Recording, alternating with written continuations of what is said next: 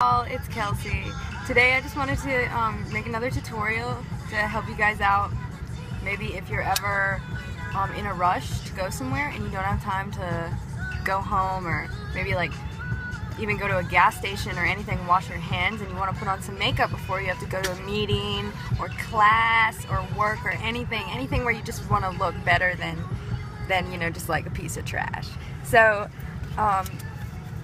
what you can do is, if you've gone to Wendy's, or it doesn't even have to be Wendy's, any fast food place or anywhere with a to-go cup that has ice in it, all you do is just take an ice cube. It might be a little cold on your fingers, but you know, fashion for comfort. And then you just take the ice cube and then you just rub it on your face. Make sure you get it all over.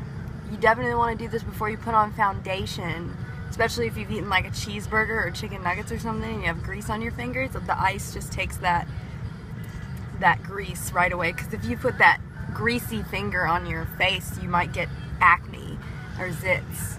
Same thing.